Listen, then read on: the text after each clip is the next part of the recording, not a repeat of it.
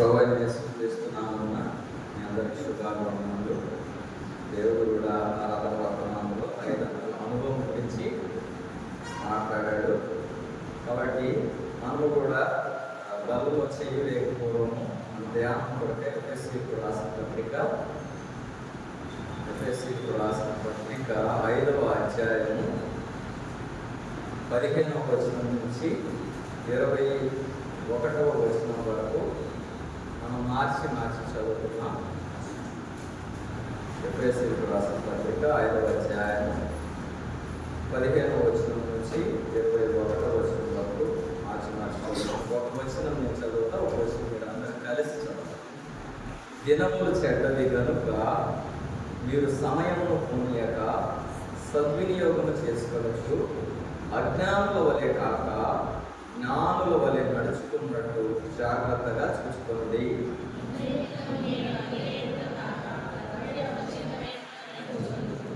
మరియు మద్యముతో మత్తులైనకుడి, దానిలో దుర్వ్యాపారం కలదు. ఆత్మపూర్ణయుడి.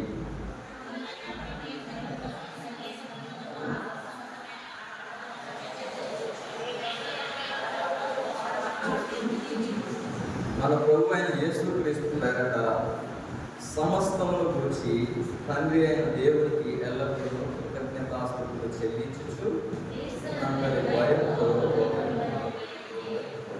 సహాయం కొరకు ప్రార్థన చేస్తుంది.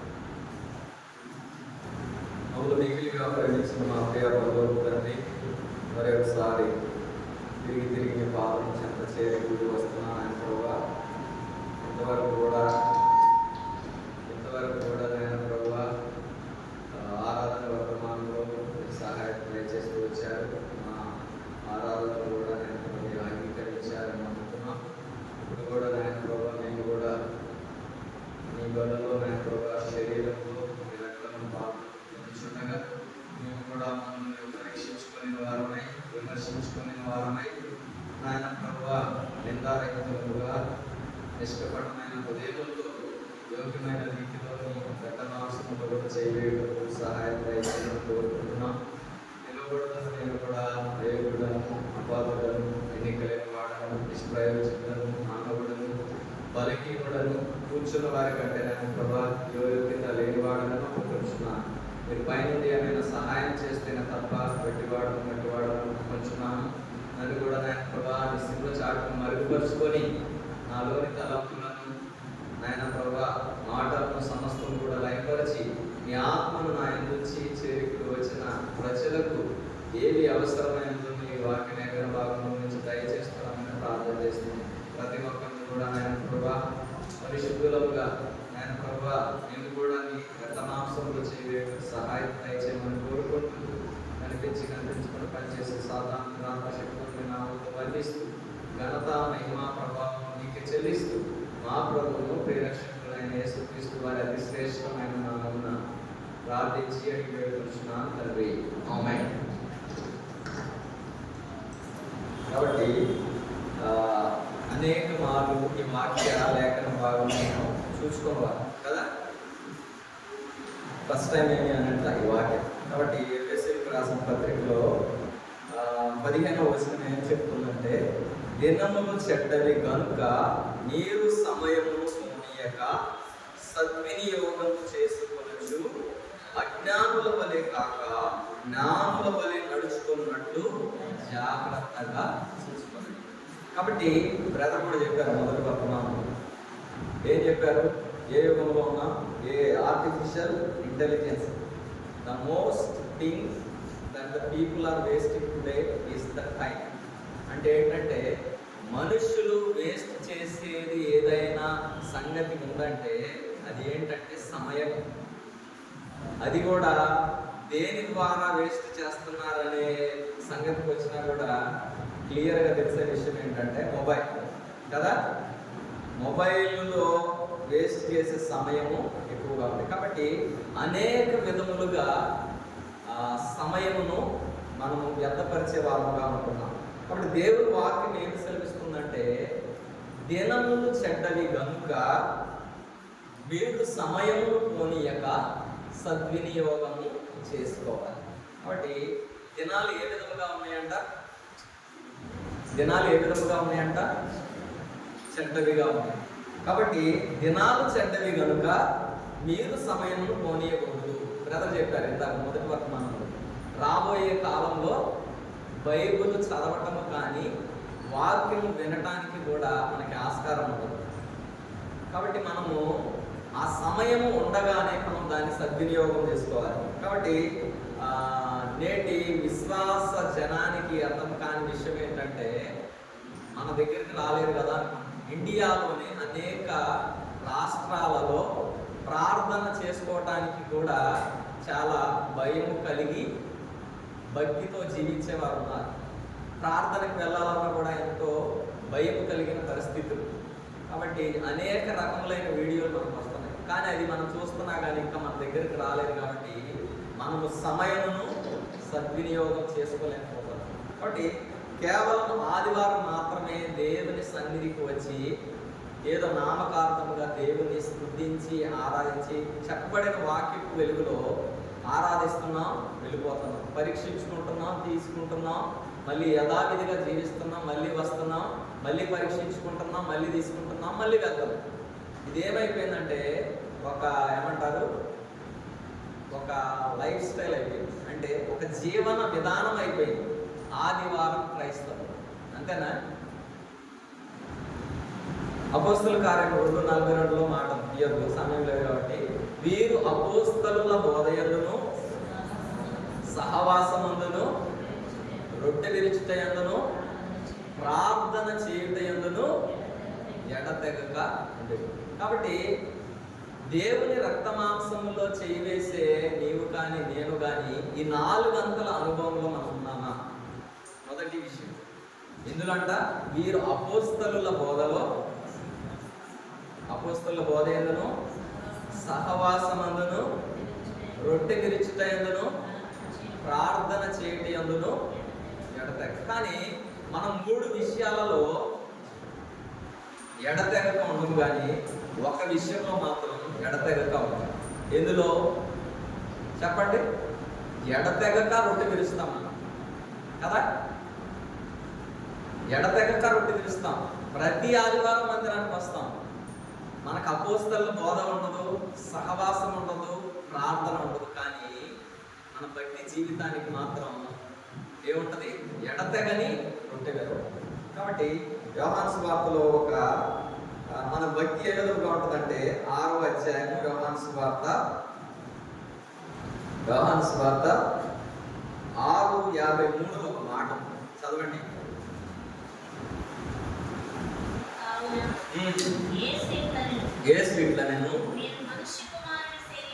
మీరు మనుష్య కుమారుని శరీరం తిని ఆయన రక్తము త్రాగితేనే కానీ మీలో మీరు జీవము కలవారు కారు. నా శరీరము తిని నా రక్తము త్రాగువాడే నిత్య జీవము కలవాడు.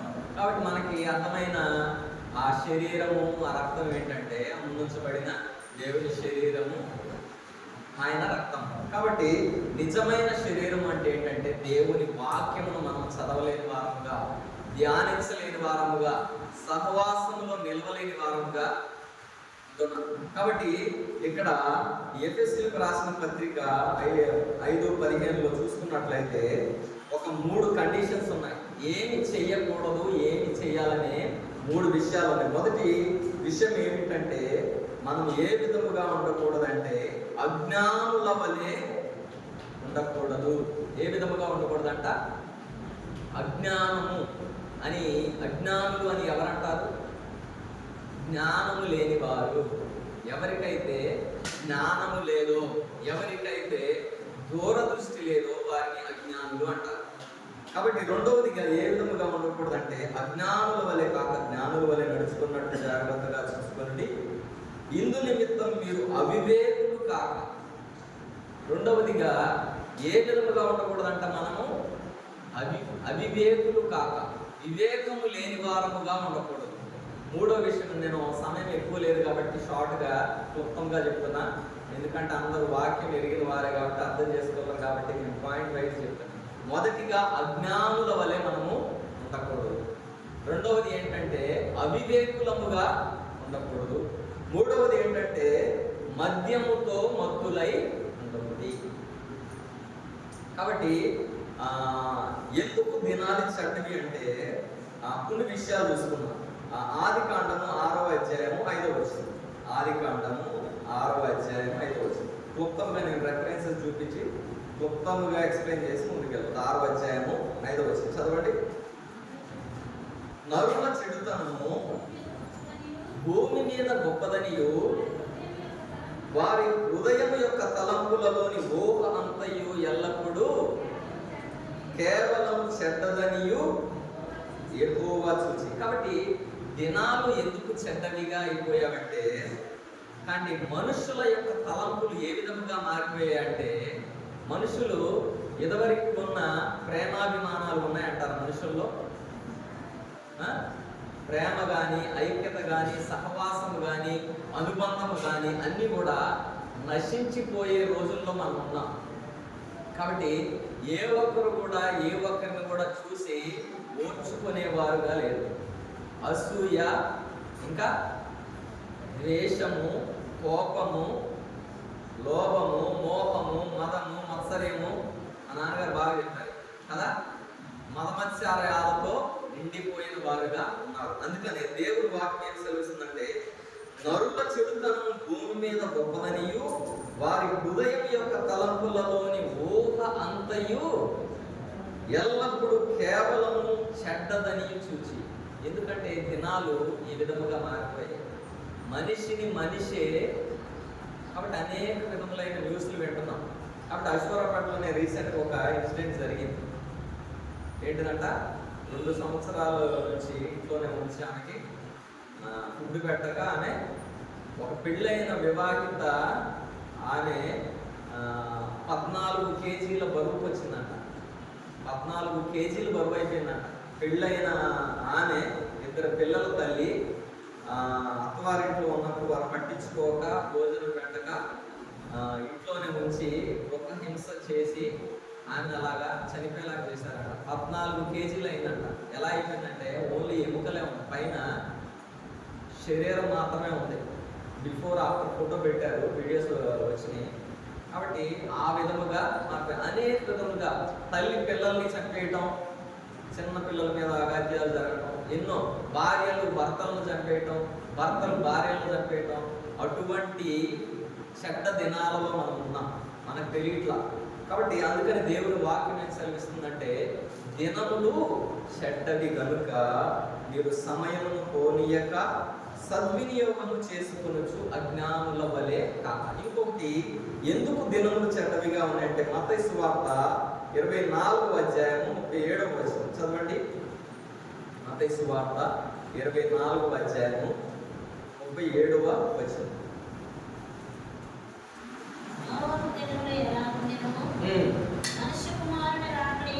నోవహు దినములు ఎలా ఉండునో మనుష్య కుమారుని రాకడియును అలాగే ఉండును. జల ప్రళయమునకు ముందటి దినములలో నోవహు ఓడలోనికి వెళ్ళిన దినము వరకు వారు తినుచు, త్రాగుచు, పెళ్లి చేసుకొనుచు, పెళ్లికిచ్చుచు ఉండేది. చాలు. ఇక్కడ ఏంటంటే ఇప్పుడు జరిగేది దినాలు ఎందుకు చెడ్డవి? మరి కరోనా పుణ్యం అంటారేమంటారు కానీ తెలియదు. కానీ జనాలు ఇదివరకు తినాలన్నా, త్రాగాలన్నా, బట్టలు కొనుక్కోవాలన్నా, వేసుకోవాలన్నా కొద్దిగా ఆలోచించేవారు కదా. డబ్బులు కొంత సేవ్ చేసుకొని ఫ్యూచర్ కొరకు ఆపుకునేవారు. ఇప్పుడు అలా లేదు. జనరేషన్ ఏ విధంగా అయిపోయిందంటే, ఎంత అన్నా ఉండేవండి, తినాలి, త్రాగాలి. ఆ ధర్మంతుడు అన్నాడు కదా, నా ప్రాణమా తినుము, త్రాగుము, సుఖించుము. ఆ స్టేజ్లోకి వెళ్ళిపోయారు. కాబట్టి నోవహు దినాలలో ఏ విధముగా ఉందో అలాగే మనుష్య కుమారుని రాకడియును అలాగే ఉండును. జల ప్రళయమునకు ముందటి దినములలో నోవహు ఓడలోనికి వెళ్ళిన దినము వరకు వారు తినుచు, త్రాగుచు, పెళ్లి చేసుకొనుచు, పెళ్లికిచ్చుచు, తినటము, త్రాగటము, ఇల్లు కట్టుకోవటం, పెళ్లి చేసుకోవటం, పిల్లల్ని కట్టడం, ఇదే. ఇంతకుమించి ఆమె ఉందంటారా? అంత ఫోకస్ అంతా తినేదాని మీద, త్రాగేదాని మీద, ఇల్లు కట్టుకోవటం మీద, పెళ్లి చేసుకునే దాని మీద, ఈ 4 ఇంకా డబ్బు సంపాదించే దాని మీద, ఇంకా పెంచే దాని మీద. అందుకనే అంత్య దినములలో అపాయకరమైన దినములలో మనం ఉన్నాం. అందుకనే సమయమును పోనీయక సద్వినియోగం చేసుకోవాలి. ఇంకోటి 1 పేతురు 5వ అధ్యాయంలో కూడా 4 విషయాలు చూపిస్తాయి ఎందుకు సమయము దినములు చెడ్డవి. 5:8 నిబ్బరమైన బుద్ధి గలవారై మెలకువగా ఉండి నీ విరోధి అయిన అపవాది గర్జించు సింహము వలె ఎవరిని మృంగుదునా అని తిరుగుతున్నాడు. కాబట్టి నిబ్బరమైన బుద్ధి గలవారముగా మనం ఉండాలి. ఎందుకంటే నీ విరోధి అయిన అపవాది కింద సాతాను గర్జించు సింహము వలె ఎవరిని మృంగుదునా అని వెదకుచు తిరుగుతున్నాడు. కాబట్టి వాడి పని ఏంటంటే ఎవరిని మృంగాలి, ఏ విధముగా మృంగాలి అనే పనిలోనే ఉన్నాడు. కాబట్టి మనము అది గ్రహించలేని వారముగా ఉన్నాం. కాబట్టి విరోధి మాత్రం తన పనిలో తాను ఉన్నాడు, కానీ మనం మాత్రం జ్ఞానం లేని వారముగా అజ్ఞానుల వలె ఉన్నాం. కాబట్టి అందుకనే ఇక్కడ ఇంకో మాట హబక్కూకు 1:15 హబక్కూకు గ్రంథము 1వ అధ్యాయం 15వ వచనం చదవండి. వాడు గాలం వేసి మానవులందరినీ గుచ్చి లాగి ఉన్నాడు, ఊరులు కొద్ది చిక్కించుకొనుచున్నాడు. వాడు తన బలతో వారిని కూర్చుకొని సంతోషపడి గంతులు వేస్తున్నాడు. కావున బల వలన మంచి భాగమును పుష్టించి భోజనమునకు తన కలుగుచున్నవని వాడు తన బలకు బలులను అర్పించుచున్నాడు, తన ఊరులకు దూపము వేస్తున్నాడు. కాబట్టి సాతానుడు ఎవరికి వేసే బల వాళ్ళకి వేస్తున్నాడు, ఎవరికి వేసే గాలము వాళ్ళకి వేస్తున్నాడు. ఎవరి వీక్నెస్ ఏంటో వాడికి తెలుసు. మందిరానికి వచ్చారు చాలా మంది ఇప్పుడు, కానీ మందిరంలో లేదు. వచ్చేది ఆదివారం ఒకసారి, ఆదివారం ఒక రోజు వస్తారు, కానీ ఆదివారం వచ్చిన దినం 3 గంటలు కూడా మందిరంలో ఉంటాం. చాలా బాధాకరమైన విషయం. పాటలు పాడతాం, ఆరాధన వర్తమానం ఉంటుంది, ఆరాధన అయిపోయిన తర్వాత బ్రేక్ ఇస్తాం. దేనికి ఇస్తాం? దేనికి? ఏదైనా అత్యవసర పరిస్థితి ఉంటే కిందకు వెళ్ళి రావాలి. కాబట్టి సాతాను ఏ విధంగా ఉన్నాడంట? గర్జించు సింహము వలె ఎవరిని మృంగుదునా అని తిరుగుతున్నాడంట. ఇక్కడ వాడు గాలములు వేసి మానవులనందరినీ గుచ్చి లాగి ఉన్నాడు, ఉరులు ఒగ్గి చిక్కించుకొనుచున్నాడు. వాడు తన వలతో వారిని కూర్చుకొని సంతోషపడి గంతులు వేయిస్తున్నాడు. ఇంకా ప్రకటన గ్రంథంలో ఇంకో మాట చెప్పబడింది సాతాను గురించి. సాతానుకు ఉన్నంత జ్ఞానం కూడా మనకు లేదంట. 12 చదవండి. ప్రకటన గ్రంథము 12వ అధ్యాయం 12వ వచనం. 12 అందుచేత పరలోక నివాసులారా ఉత్సహించుడి, భూమి సముద్రమా మీకు శ్రమ, అపవాది తనకు సమయం కొంచెమే అని తెలుసుకొని బహుక్రోధము గలవాడై నీ యొద్దకు దిగి వచ్చి ఉన్నాడని చెప్పారు. కాబట్టి అపవాదికి తెలిసింది ఏమని? ఇంకెంతో సమయం లేదు, ఆయన రాకడ సమీపముగా ఉంది. కాబట్టి ఈ మిగిలిన సమయంలో నేనేం చేయాలి? ఎవరైతే సత్య మార్గంలో నడిచేవారుగా ఉంటున్నారో, ఎవరైతే భయభక్తులు కలిగిన వారుగా ఉంటున్నారో వారందరిని ఏం చేయాలంట?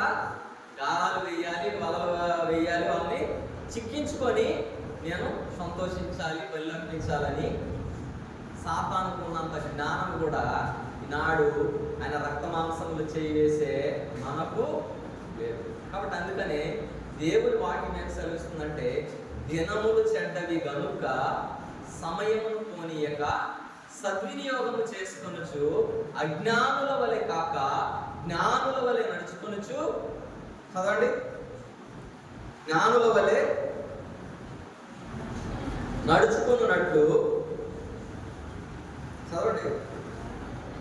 జాగ్రత్తగా చూసుకోండి. ఇందు నిమిత్తము మీరు అవివేకులు కాక ప్రభు యొక్క చిత్తమేమిటో గ్రహించుకోండి. అవివేకులు కాక.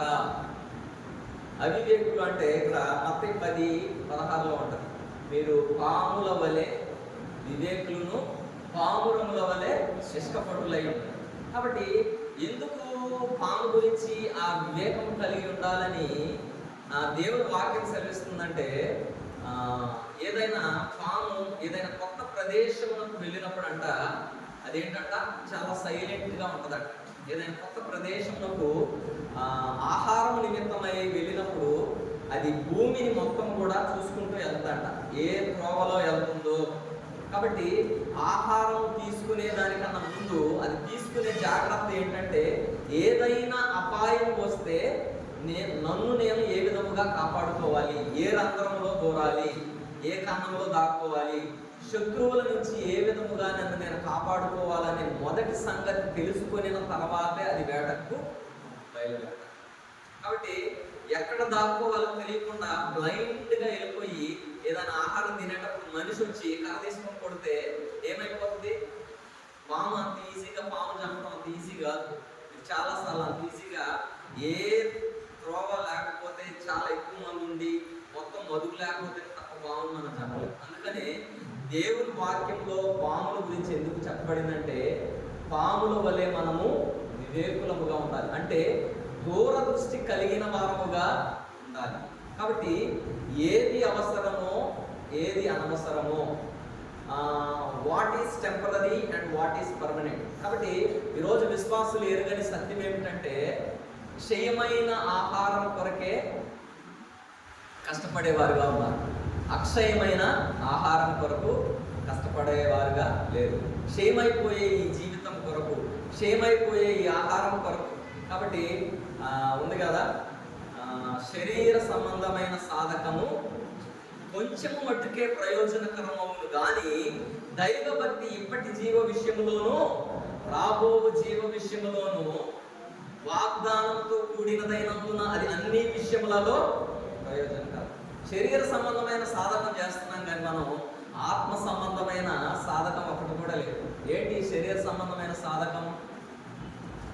మనం చేసే పని కానీ, ఉద్యోగం కానీ, ఏదైనా శరీర సంబంధమైన సాధకము కొంచెం మట్టుకే ప్రయోజనకరము. అంటే ఏంటంటే, మనము చేసే ఏ పని అయినా కూడా కొంచెం మట్టుకే, అంటే మన శ్వాస ఆడేంత వరకే మనకు ప్రయోజనం అవుతుంది. కానీ దైవభక్తి ఇప్పటి జీవ విషయంలోనూ రాబో జీవ విషయంలోనూ వాగ్దానంతో కూడినదైనందున అది అన్ని విషయములలో ప్రయోజనకరం. కానీ మనము శరీర సంబంధమైన సాధకమే మీదే ఫోకస్ ఉంది కానీ ఆత్మ సంబంధమైన దాని మీద మన ఫోకస్ లేదు. అందుకనే దినములు చాలా చెడ్డవిగా ఉన్నాయి. కాబట్టి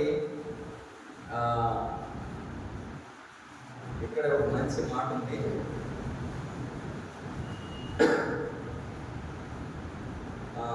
రెండవ తిమోతి 3వ అధ్యాయము 5వ వచనం చదవండి. పైకి భక్తి గల వారి వలె ఉండియు దాని శక్తిని ఆశ్రయించని వారునై. కాబట్టి మన యొక్క జీవితంలో కూడా పైకి భక్తి గల వారములాగే ఉంటున్నాం కానీ దాని శక్తిని ఆశ్రయించలేని వారముగా ఉన్నాం. రెండోది అవివేకులముగా ఉన్నాం. కాబట్టి జ్ఞానం లేని వారముగా ఉన్నాం, అజ్ఞానులముగా ఉంటున్నాం. మూడవది ఏంటంటే మద్యముతో మత్తులై ఉండకుడి. ఏంటి మద్యము అంటే? చెప్పాలి. మద్యముతో మత్తులై ఉండకుడి అన్నారు. 3 విషయాలు మనకు ఉండకూడదు. ఏంటంటే, మొదటిది అజ్ఞానుల వలె ఉండకూడదు, జ్ఞానం లేని వారముగా ఉండకూడదు, ఆత్మీయ విషయాలు. రెండవది ఏంటంటే రాబోయే, ఏమంటారు, రాబోయే ఏంటది? రాబోయే కష్టములు, ఇరుకులు, శ్రమలు, లేకపోతే దేవుని రాకడను కూర్చిన జ్ఞానం లేని వారంగా మనకు ఉండకూడదు, అవివేకులముగా ఉండకూడదు. మూడవది ఏంటంటే మద్యముతో మత్తులై ఉండకూడదు. మద్యము అంటే ఏంటి? ఆత్మ సంబంధంగా చూసుకున్నాం. శరీర సంబంధంగా మద్యము అంటే మందు. ఆ మందు తాగేవాడు ఏమైపోతాడు? ఆ మద్యానికి బానిస అయిపోతాడు కదా. బానిస అయిపోయిన వాడు అది లేకపోతే ఉండగలడా? ఎంత సమయం ఉండగలనంటారు? మీకు తెలిసి మనందరికీ మద్యం సేవించేవారు తెలుసు. కాబట్టి ప్రతి 3 గంటలకు ఒకసారి అయినా వాళ్ళు మేల్కొని ఉంటే ప్రతి 3 గంటలకు ఒకసారి అయినా ఏం సేవించాలి? వాళ్ళు మద్యం సేవించాలి. లేకపోతే ఏమైపోతారు? వాళ్ళు ఒడికిపోతారు. కాబట్టి మనం కూడా ఆత్మీయ విషయాల్లో మద్యం సేవించేవారుగా ఉండాలంట. ఒక సేవకుడు ఇలాగే చెప్పాడు, ఆ మద్యం సేవించేవాడు ఆ మద్యం లేకపోతే ఏ విధముగా అయితే షేక్ అయిపోతాడో, మనము కూడా దేవుని వాక్యమును, ఆయన సన్నిధిని, సహవాసమును కూడా లేకపోతే మనం కూడా ఏమైపోవాలంట? మనకు ఆ షేక్ ఉంటుంది. ఏ షేక్ ఉంటుంది? కొత్త షేకులు వచ్చినాయి ఇప్పుడు, కొత్త షేకులు వచ్చినాయి. ఆ షేకులు కావాలి. కాబట్టి మద్యము అంటే ఆత్మ సంబంధమైన అర్థమే చెప్తున్నా. ఏంటిదా ఆత్మ సంబంధమైన మత్తు అంటే? ఏంటంటే దేవునికి మించి ఏదైనా ఎక్కువగా మనల్ని దేవుని నుంచి ఎడం చేస్తే ఏదైనా కూడా మద్యమే. అర్థమవుతుందా? నాకు తెలిసి మీ మనసులో మొత్తం ఎలుగుతుంటాయి అన్న మద్యాలు. ఏమేమి మద్యాలు? అది ఫోనే కావచ్చు, లేకపోతే బట్టలే కావచ్చు, లేకపోతే బంగారమే కావచ్చు, లేకపోతే పిల్లలే కావచ్చు, లేకపోతే ఆస్తే కావచ్చు, అంతస్తే కావచ్చు, పొలమే కావచ్చు, ఉద్యోగమే కావచ్చు, ఏదైనా కావచ్చు. దేవుని నుంచి మనల్ని వేరు చేసేది ఏదైనా కూడా అది మద్యమే. కాబట్టి మన ఆత్మీయ జీవితంలో కూడా మనం కూడా మద్యముతో మత్తులై ఉండకూడదు. ఎందుకంటే మద్యములో ఏముందంట? దుర్వ్యాపారం ఉందంట. మూడవదిగా మనము మద్యముతో మత్తులై ఉండకూడదు. కాబట్టి ఏం కలిగి ఉండాలంటే మనము జ్ఞానము కలిగిన వారముగా ఉండాలి మొదటిది. కాబట్టి మొదటి అజ్ఞానుల వలె ఉండకూడదు, కానీ జ్ఞానము కలిగిన వారముగా ఉండాలి. 3 విషయాలు క్లుప్తంగా నేను చూపించేసి ముగించేస్తా. యోబు గ్రంథము 28వ అధ్యాయము 20వ వచనం. యోబు గ్రంథము 28వ అధ్యాయము 20వ వచనం చదవండి.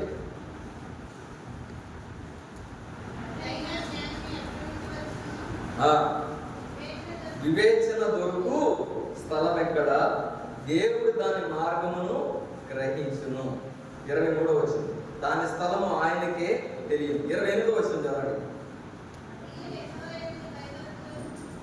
మరియు యెహోవా యందలి భయభక్తులే జ్ఞానమనియు దుష్టత్వమును విడిచుటయే వివేకమనియు ఆయన నరులకు సెలవిచ్చెను. కాబట్టి జ్ఞానం ఎప్పుడు వస్తుందంట? మనకు జ్ఞానం ఉందా లేదనేది ఫస్ట్ లెవెల్ ఆఫ్ పరీక్ష ఏంటంటే, రఫ్గా క్యాలిక్యులేట్ చేసుకుంటే మనము నేను మిమ్మల్ని క్యాలిక్యులేట్ చేయను, మీరు నన్ను క్యాలిక్యులేట్ చేయను, మనలో మనం క్యాలిక్యులేట్ చేసుకున్నాం. ఇప్పుడు ఫస్ట్ విషయం ఏంటంటే మనము జ్ఞానము కలిగిన వారముగా ఉన్నామా లేదా అనేది ఒక పరీక్షలోకి వస్తే మొదటి సంగతి ఏంటంటే యెహోవా యందలి భయభక్తులే జ్ఞానమునకు మూలం. కాబట్టి చేరి కూడి వచ్చిన మీరు నేను, కానీ మనకు దేవుని యందలి భయభక్తులు ఉన్నాయా? మొదటి సంగతి ఉందంటారా? భయం ఉందంటారా? అందరూ ఎవరు రాలేదు, నాకెళ్ళి చూడండి. దేవుని యందలి భయభక్తులు ఉన్నాయా? యెహోవా యందలి భయభక్తులు జ్ఞానమునకు మూలం. కాబట్టి మొన్న రీసెంట్ కూడా మీ గురించి వాక్యంలో చెప్పాను, సామెతల గ్రంథంలో నుంచి కదా. యెహోవా యందలి భయభక్తులు జ్ఞానమునకు మూలం అంటారు. కాబట్టి మొదటి సంగతి ఏంటంటే యెహోవా యందలి భయభక్తులే జ్ఞానమనియు దుష్టత్వమును విడిచుటయే వివేకమనియు ఆయన నరులకు సెలవిచ్చాను. కాబట్టి సామెతల గ్రంథంలో ఉంది 9వ అధ్యాయం 10వ వచనం. యెహోవా యందు భయభక్తులు కలిగి ఉండుటయే జ్ఞానమునకు మూలము, పరిశుద్ధ దేవుని గురించిన తెలివియే వివేచనకు ఆధారం. కానీ ఈనాటి విశ్వాస జీవితంలో దేవుని యందలి భయభక్తులు లేవు. భయం ఉంటే భక్తి ఉండదు, భక్తి ఉంటేనేమో భయం ఉండదు. కానీ జ్ఞానం కలిగి మనం జీవించాలంటే ఈ రెండు కూడా ఉండాలి. భయం లేకుండా భక్తి ఉన్నా వ్యర్థమే, భక్తి ఉండి భయం లేకపోయినా వ్యర్థమే. కాబట్టి భయభక్తులు అంటే ఏంటి? What is meant by fear of God? ఒక ఎగ్జాంపుల్ చూసుకుందాం. కాబట్టి ఆది కాండంలో చూసుకున్నట్లయితే యోసేపు విషయంలో రెండు తీయండి. అది ఆది కాండము 12వ 39వ అధ్యాయము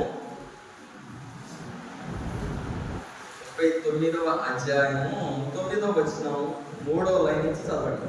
కాబట్టి నేనెట్లు ఇంత ఘోరమైన దుష్కార్యము చేసి దేవునికి విరోధముగా పాపము కొట్టుకుందునని తన యజమానుని భార్యతో, ఇది మనందరికీ పరిచయం ఉన్న వాక్యం.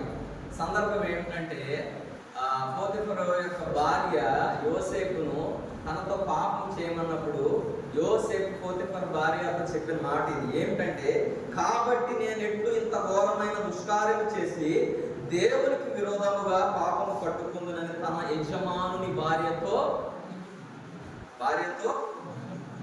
చెప్పండి అని. అంటే ఇక్కడ చూసుకున్నట్లయితే ఎవరు లేరు అక్కడ సమయంలో. ఎవరున్నారు? పోతిఫర్ భార్య, యోసేపు ఇద్దరు మాత్రమే ఉన్నారు. కానీ అతడు ఏ భయం కలిగి ఉన్నాడు? అక్కడ దేవుడు చూస్తున్నాడనే భయం కలిగి ఉన్నాడు. ఎబ్రీ పత్రికలోన ఆయన కంటికి కనబడని సృష్టము ఏది కూడా లేదంటారు. కాబట్టి మానవులముగా మనం కూడా దేవుని భయము లేని వారంగా ఉన్నాం. కాబట్టి మనుషులను చూసి కాదండి భయపడి. అంటే అపోస్తలుడైన పౌలు ఒక మాట చెప్తున్నాడు. ఏమనంటే, నేను మీతో ఉన్న సమయంలోనే కాదు కానీ మరి ముఖ్యముగా నేను మీతో లేని సమయంలో భయం కలిగి జీవించమంటాడు. కాబట్టి సంఘంలో చేరికుడి వచ్చిన మనం కూడా జ్ఞానం కలిగిన వారుగా ఉన్నామా లేదా అనేది ఎప్పుడు తెలుస్తుందంటే, నిరంతరము మనల్ని చూచే దేవునికి భయపడినప్పుడు మాత్రమే. సాధారణంగా ఎవరైనా మనుషులు చూసేటప్పుడు దేవునికి భయపడతారు, కానీ మనుషులు లేనప్పుడు దేవునికి భయపడరు. కానీ మనుషులకు భయపడటం కాదు, మనం దేనికి భయపడాలంట? మనల్ని నిరంతరము కూడా చూచే దేవుడు ఉన్నాడు పరలోకంలో నుండి. ఆయన చూస్తున్నప్పుడు ఆయన కను దృష్టికి కనబడని సృష్టము ఏది కూడా లేదంట. కాబట్టి ఆయనను బట్టి మనం భయం కలిగిన వారంగా ఉండాలి. భక్తి గురించి చూసుకున్నట్లయితే భక్తి అంటే ఏంటి? భయం అంటే దేవుడు మనల్ని చూస్తున్నాడు 24/7 365 days. అంటే ఒక సమయాన్ని చూసి ఒక సమయాన్ని చూడడానికి ఉండదు. ఎక్కువ అంధకారం అందరి రహస్యములనే దేవుడు చూస్తాడు.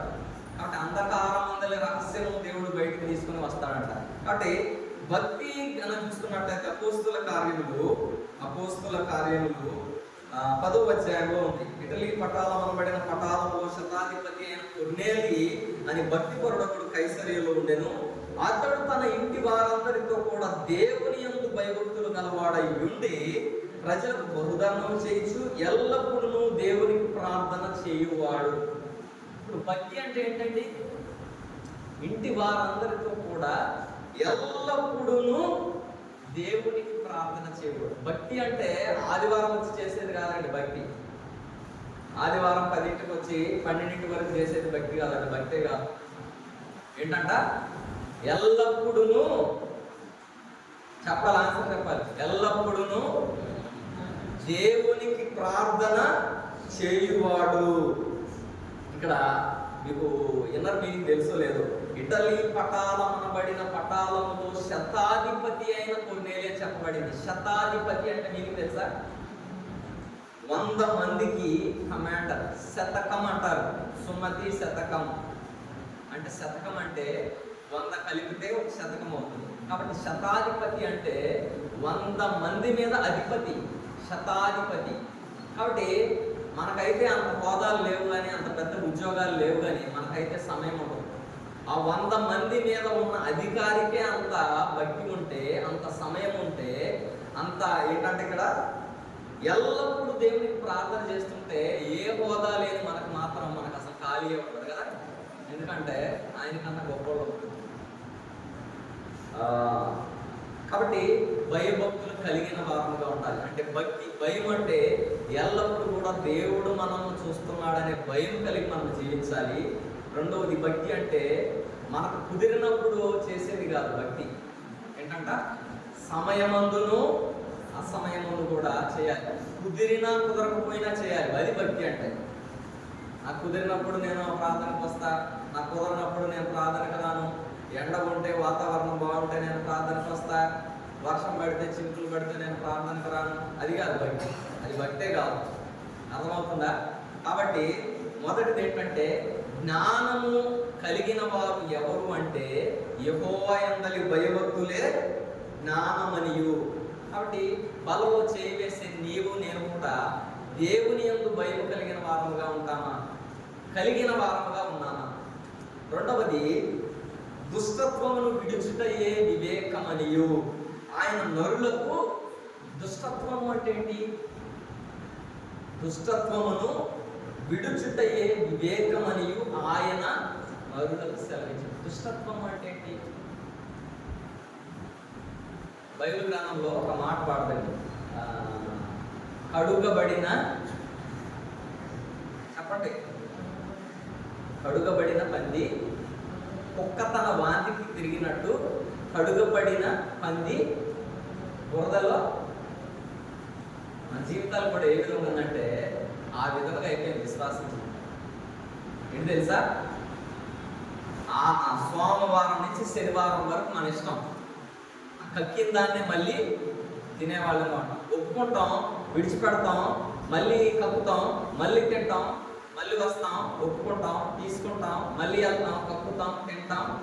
రొటీన్ అయిపోయింది. కడుగబడిన పంది ఏ విధముగా అయితే మళ్ళీ బురదలోకి వెళ్ళిపోతుందో మన జీవితాలు కూడా అదే విధంగా అవుతుంది. అందుకని దేవుని వాక్యం ఏం సెలవిస్తుందంటే, దుష్టత్వమును విడిచుటయే వివేకమనియు ఆయన నరులకు సెలవిచ్చాడు. కాబట్టి మొదటి సంగతి, మనము జ్ఞానుల వలె ఉన్నామా? కాబట్టి అజ్ఞానుల వలె ఉన్నామా? మనము కూడా పరీక్షించుకోవాల్సిన సంగతి. యెహోవా యందు భయభక్తులు కలిగి ఉన్నట్టయే జ్ఞానమునకు. రెండవది, 2వ అధ్యాయం 6వ వచనం, సామెతల గ్రంథం 2:6 చదవండి.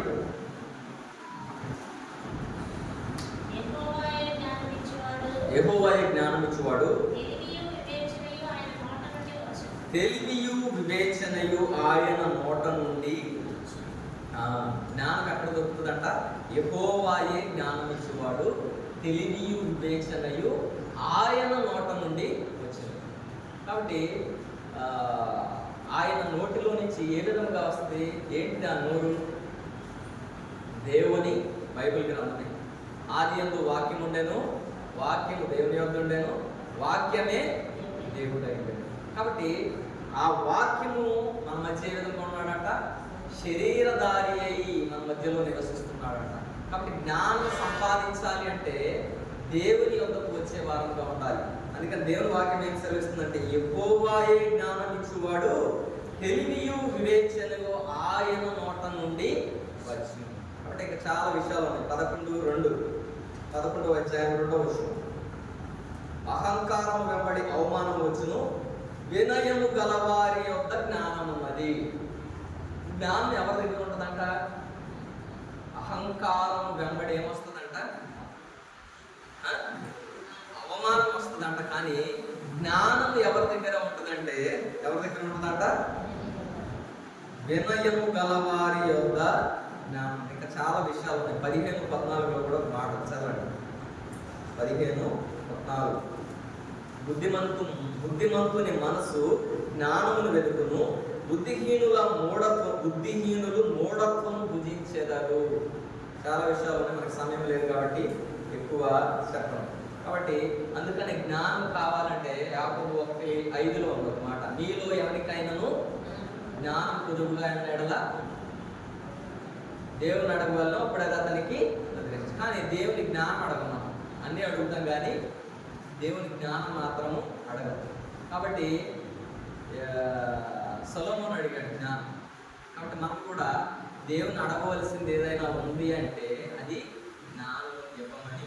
జ్ఞానము గల హృదయము, భయభక్తులు కలిగిన హృదయము మనము అడగాలి. రెండవది ఏమిటంటే, ప్రభు చిత్తం ఏమిటో తెలుసుకునే వారముగా ఉన్నాం. ఇదే ఎఫెసీయులకు రాసిన పత్రిక 5వ అధ్యాయంలో ఒక మాట చూసుకున్నాం. మొదటి, జ్ఞానుల వలె ఉండాలి, అంతే కదా. రెండవదిగా చూసుకున్నట్లయితే, ప్రభు చిత్తం ఏమిటో తెలుసుకోవాలి కదా. ప్రభు యొక్క చిత్తం ఏమిటో తెలుసుకునే వారముగా మనం ఉన్నాం. కాబట్టి 1 తెస్సలోనికైలకు రాసిన పత్రిక 4వ అధ్యాయం 3వ వచనం, మొదటి తెస్సలోనికైలకు రాసిన పత్రిక 4వ అధ్యాయం 3వ వచనం చదవండి. మీరు పరిశుద్ధులవుటయే అనగా మీరు జారత్వమునకు దూరముగా ఉండుటయే దేవుని చిత్తము.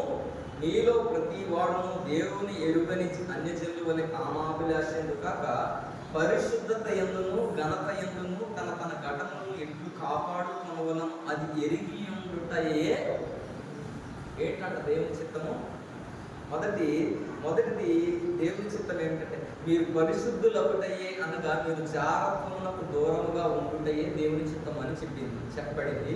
రెండవ విషయం ఏమిటంటే దేవుని చిత్తము, ప్రభు యొక్క చిత్తం ఏమిటో మనం గ్రహించాలి అంటే మొదటి సంగతి ఏమిటంటే పరిశుద్ధత యందును ఘనత యందును తన ఘటమును ఎట్లు కాపాడుకొనవలెనో అది ఎరిగి ఉండుటయే. పరిశుద్ధతలో ఘనతలో మన యొక్క ఘటం అంటే మన యొక్క శరీరమును ఆత్మకును. మొదటి తెస్సలోనికైలు 5:23 ఒక మాట ఉంది. మీ ఆత్మయు జీవమును శరీరమును మన ప్రభువైన యేసుక్రీస్తు రాకడయందు నిందారహితముగాను సంపూర్ణముగాను ఉండునట్లు కాపాడబడును కాక. కాబట్టి ఆత్మ, శరీరము, జీవం ఈ మూడు కూడా పరిశుద్ధముగా ఉండాలి. మన యొక్క ఘటములను మనము కాపాడుకునే వారముగా ఉన్నామా? మన యొక్క శరీరం కాపాడుకునే వారముగా ఉన్నామా? మన యొక్క జీవమును కాపాడుకునే వారముగా ఉన్నామా? మన యొక్క ఆత్మను కాపాడుకునే వారముగా ఉన్నామా? ఈ మూడు విషయాల్లో కూడా మన యొక్క ఘటములను తన ఘటములను ఎట్లు కాపాడుకొనవలెనో అది ఎరిగి ఉండుటయే దేవుని చిత్తం. కానీ ఈ మూడు విషయాల్లో కూడా మనం దేవుని చిత్తని ఎరగలేని వారంగా ఉంటాం. నీ స్వబుద్ధిని ఆధారము చేసుకొనక 3:5 చదవండి. సామెతలు 3:5. సామెతల గ్రంథము 3వ అధ్యాయము 5వ వచనం చదవండి. నీ స్వబుద్ధిని ఆధారం చేసుకొనక నీ పూర్ణ హృదయంతో యెహోవాయందు నమ్మకముంచుము.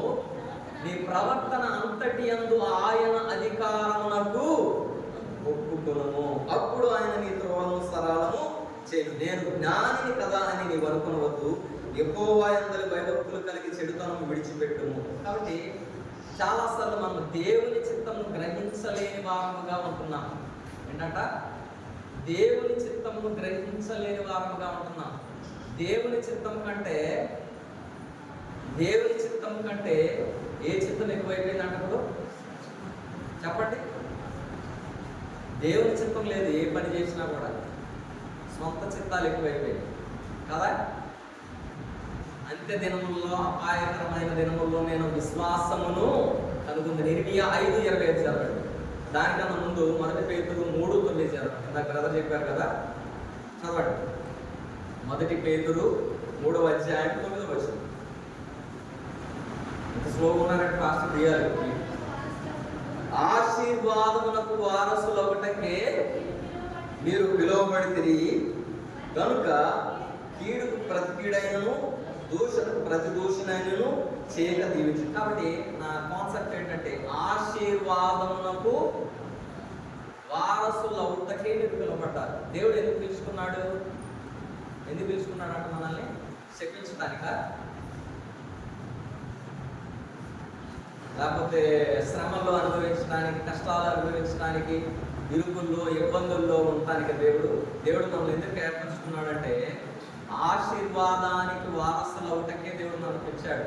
1 కొరింథీయులకు రాసిన పత్రికలోన దేవుని వాగ్దానములు ఎన్ని అయినను అవి అన్నీ కూడా అవునన్నట్టుగానే ఉన్నాయి. కానీ మనం ఏం చేసుకుంటున్నామంటే ఆయన వాగ్దానం ఇస్తున్నాడు అవును అవ్వాలి అని, కానీ మనం ఏం చేస్తున్నామంటే మన యొక్క ప్రవర్తన ద్వారా అన్నిటిని కూడా కానన్నట్టు చేసేసుకుంటాం. ఇర్మియా 5:25 చదవండి. ఇర్మియా గ్రంథము 5వ అధ్యాయము 25వ వచనం.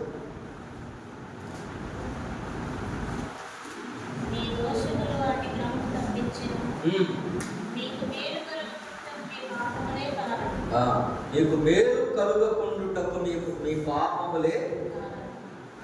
ఇక్కడ 21వ వచనం చదువాక కన్ను నుండి చూడకయు చెవి నుండి వెనకయు నున్న వివేకము లేని మూడులారా ఈ మాట వినుడి. సముద్రము దాటలేకుండానట్లును దాని తరంగములు ఎంత పొర్లినను అవి ప్రబలలేకయు ఎంత ఘోషించినను దాని దాటలేకయు ఉండునట్లును నిత్య నిర్ణయము చేత దానికి ఇసుకను సరిహద్దుగా నియమించిన నాకు మీరు భయపడరా. ఏంటంట? ఎంత పెద్ద ఇన్నర్ మీనింగ్ ఉందో తెలుసా దీనికి? దేవుడు ఏమంటున్నాడంటే, కన్నులుండియు చూడకయు చెవులుండియు వినకయునున్న వివేకము లేని మూడులారా ఈ మాట వినుడి.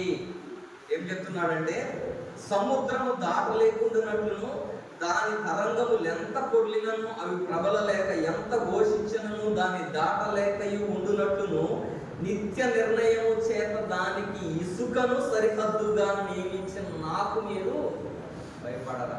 అంటే సముద్రానికి జస్ట్ ఒక ఇసుకని ఇలా వేశాడట దేవుడు. దేనికి? ఆ ఇసుకని దాటి నువ్వు యువతలకు రావద్దని.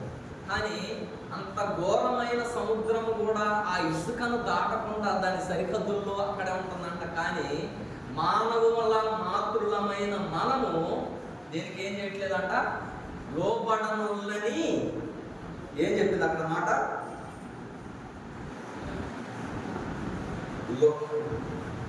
కన్నులుండి చూడకయు చెవులుండి వినకయున్న వివేకము లేని మూడులారా. దేవుడు ఏమంటున్నాడంటే, వివేకము లేని మూడులారా ఈ మాట వినుడి. ఇక్కడ కింద చూసుకున్నట్లయితే, ఇదే యెహోవాకు ఈ జనులు తిరుగుబాటును ద్రోహము చేయ మనసు గలవారు, వీరు తిరుగుబాటు చేయించు తొలగిపోవచ్చున్నారు. వారు రండి, మన దేవుడైన ఎక్కువైంది భయభక్తులు కలిగేందును, ఆయన తొలకరి వర్షమును కడవరి వర్షమును దాని కాలమున కురిపించువాడు కదా, నిర్ణయింపబడిన కోతకాలపు వారములను ఆయన మనకు రప్పించునని తమ మనసులు అనుకొనరు. మీ దోషములు వాటి క్రమమును తప్పించెను, మీకు మేలు కలుగకుండునట్లు మీ పాపములే. దేవుడు ఎందుకు మనల్ని పిలిచాడంట? ఆశీర్వాదానికి వారసులు అవటానికి పాత్రలుగా పిలిచాడు. కానీ మనం ఏం చేస్తున్నామంట? మీ దోషములు వాటి క్రమమును తప్పించాయి. ఏటి క్రమం అంటే, ఆ మేలు కలగకుండా మన దోషములు, మన పాపములు, మన అతిక్రమములు వాటి క్రమాన్ని తప్పించేసాయంట. ఒకసారి ఈ విధంగా చెప్పాడు. ఏ విధంగా క్రమం తప్పుతాయంటే, ఇప్పుడు మోటార్లో ఒకసారి ఎయిర్ పడుతుంది కదా, ఎయిర్ పడుతుందా?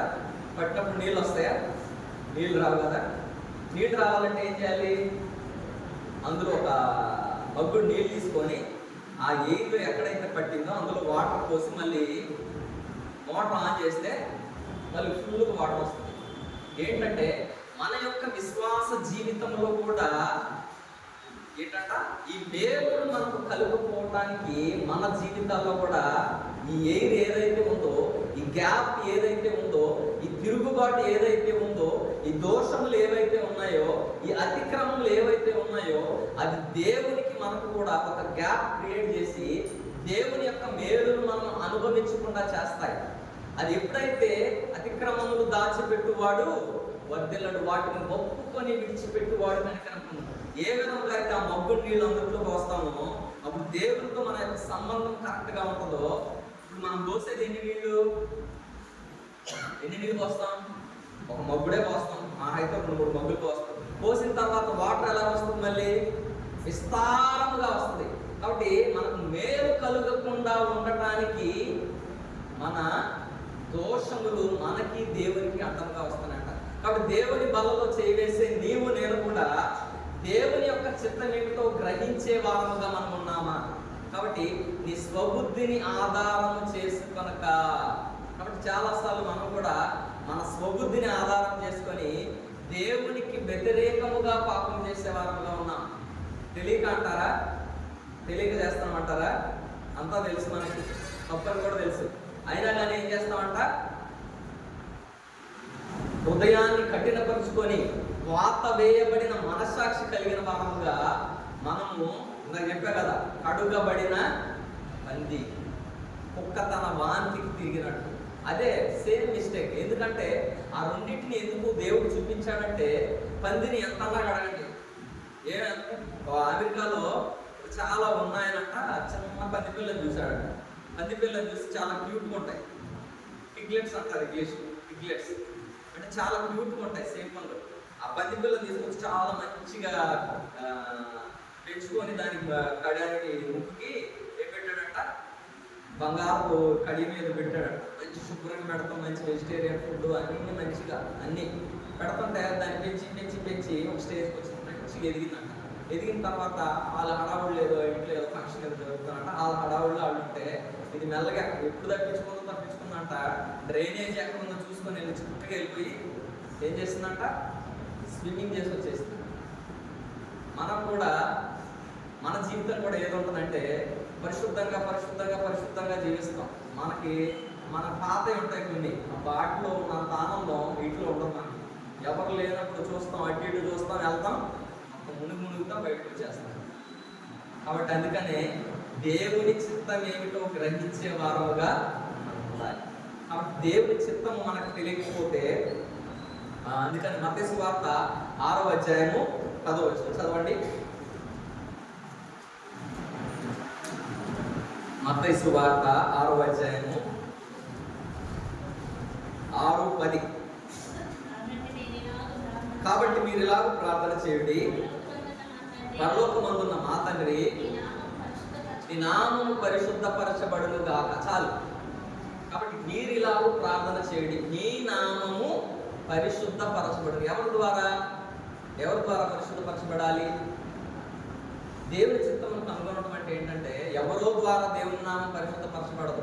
అందుకే దేవుని వాక్యంలో ఒక మాట చెప్పబడింది ఏంటంటే, నీ వలన అన్యజనుల మధ్య నా నామము దూషింపబడకుండునట్లు.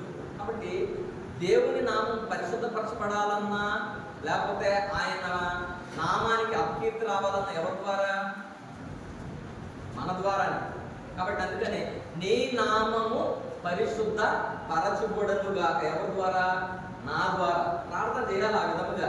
దేవుని చిత్తాన్ని కనుగొనడం అంటే అదే, నా ద్వారా నీ నామము పరిశుద్ధ పరచబడును గాక. రెండవది, నీ రాజ్యము వచ్చును గాక.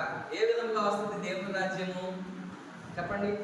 దేవుని రాజ్యం ఎందుకు రావట్లేదు? కాబట్టి ఈ రొట్టెని తిని పాత్రలోని త్రాగునప్పుడల్లా ప్రభువు వచ్చే వరకు ఆయన మరణమును ప్రచురిస్తున్నామా? దేవుని రాజ్యం ఎందుకు రావట్లేదు అంటారు? ఎందుకంటే ఇంకా ఒక పాట ఉంది, నా పేరే తెలియని ప్రజలు ఎందరూ ఉన్నారు, నా ప్రేమను వారికి తెలుపను కొందరు ఉన్నారు, మీలో ఎవరైనా వెళతారా నా ప్రేమను వారికి చెప్తారు. కాబట్టి దేవుని రాజ్యం ఎందుకు రావట్లేదంటే, ఇంకా దేవుని ఎరుగని వారు అనేకులు ఉన్నారు. ఆయన సువార్త అందని ప్రదేశాలు అనేకులు ఉన్నాయి. కానీ వారికి ఎవరు ప్రకటించాలి? నీ రాజ్యం ఎవరి ద్వారా రావాలి అంటే, ఇక్కడ ఎవరెవరైతే సేవకులు ఉన్నారో వాళ్ళ ద్వారా రావాలి రాజ్యం. కూర్చొని బలలో చేయి వేసే వాళ్ళ ద్వారా రాకూడదు, అంతే కదా? కానీ వాక్యం ఏం చెప్తుంది? మీరు ఈ రొట్టెని తిని ఈ పాత్రలోనిది త్రాగునప్పుడల్లా ప్రభు వచ్చే వరకు ఆయన మరణం ప్రచురించుతున్నారు అంటారు. కానీ మనం మందిరానికే రాము, ఎక్కడ ప్రచురిస్తాం? అర్థమవుతుందా? ముందు మందిరానికి రావాలి, తర్వాత ఏం చేయాలి? ప్రచురించాలి. కాబట్టి ఆత్మీయ విషయాలలో మనము ఏం లేదంట, మనకి మెలుకువ లేని వారముగా ఉన్నాం. కాబట్టి ఇంకోటి ఏంటి? నీ నామం పరిశుద్ధపరచబడును గాక, నీ రాజ్యం వచ్చును గాక. ఎవరి ద్వారా? నీ చిత్తము పరలోకములో ఏ విధముగా అయితే నెరవేర్చబడుతూ వచ్చిందో, భూలోకములో చేరి కూడి వచ్చిన మన అందరి ద్వారా కూడా ఆయన చిత్తం ఏమవ్వాలంట? నెరవేర్చబడుతుంది అంటున్నారు. మరి నెరవేరుస్తున్నామా? దేవుని ఆజ్ఞలు గైకొంటున్నామా? దేవుని వాక్యం ఏదైతే సెలవిస్తుందో దాని ప్రకారంగా జీవించగలుగుతున్నామా అనేది మనం పరీక్షించుకోవాలి. కాబట్టి దేవుని చిత్తమును నెరవేర్చే వారముగా ఉన్నామా? లేకపోతే సముద్రము ఇసుక వేసినప్పుడు దాని సరిహద్దులు దాటకుండా ఏ విధముగా అయితే ఉంటుందో, సముద్రమే దేవునికి లోబడుతుంటే మానవులమైన మనం దేవునికి లోబడని వారముగా ఉన్నాం. కాబట్టి దేవుని చిత్తమును గ్రహించే వారముగా ఉండాలని దేవుని ఆశయం. కాబట్టి సమయం ఎక్కువ లేదు కాబట్టి నేను మూడవ సంగతికి వెళ్తాను. మూడవ సంగతి ఏంటంటే, మొదటిది ఏంటంట, జ్ఞానుల వలె ఉండాలి. రెండవది దేవుని చిత్తం ఏమిటో గ్రహించే వారముగా ఉండాలి. మూడవది ఏంటంటే ఆత్మపూర్ణులై ఉండుడి. అంతే కదా. లూకాసు వార్త 11వ అధ్యాయం 13వ వచనం చదవండి. ఆత్మపూర్ణులై ఉండుడి. లూకాసు వార్త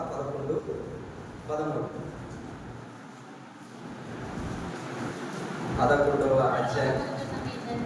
పరలోకమందున్న మీ తండ్రి తన్ను అడుగు వారికి పరిశుద్ధాత్మను ఎంతో నిశ్చయముగా అనుగ్రహించునని. కాబట్టి పరలోకమందున్న మీ తండ్రి తన్ను అడుగు వారికి పరిశుద్ధాత్మను ఎంతో నిశ్చయముగా.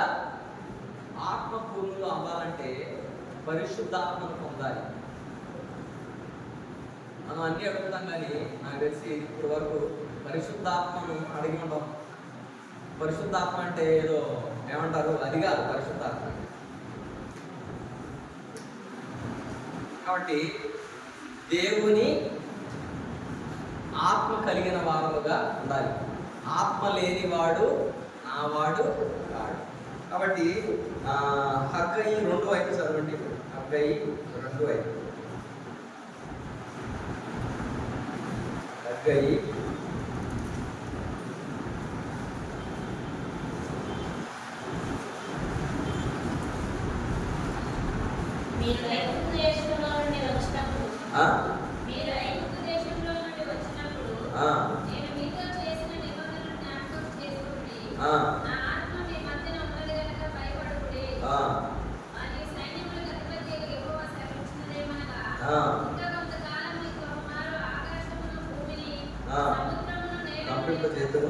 నేను అన్యజనులందరినీ కదలింపగా అన్యజనులందరి యొక్క విశ్వస్తులు తేవడం. కాబట్టి నా ఆత్మను మీ మధ్య ఉన్నది గనుక భయపడకూడదు. కాబట్టి దేవుని ఆత్మ మన మధ్య ఉన్నది, కానీ దేవుని ఆత్మను మనము పొందుకోలేని వారముగా ఉంటాం. కాబట్టి ఆత్మ పూర్ణులై ఉండే వారముగా ఉండాలి.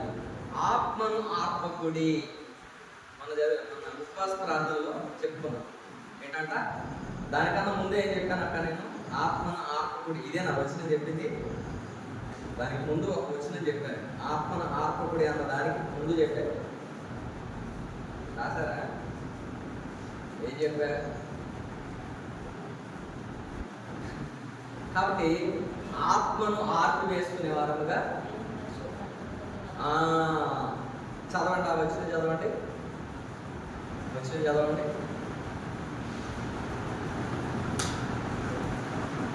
ఎంత?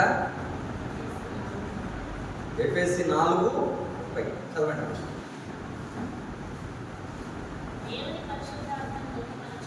దేవుని పరిశుద్ధాత్మను దుఃఖపరచుడి, విమోచన దినము వరకు. దేవుని పరిశుద్ధాత్మను ఆత్మ పూర్ణులయ్యే దానికి మనము మొదటిగా దేవుని యొక్క పరిశుద్ధాత్మను ఏం చేయకూడదంట, దుఃఖపరచకూడదంట. అంటే దేనికి చెప్పానంటే ఆత్మ తానే మీ పక్షముగా విజ్ఞాపన చేస్తాడు.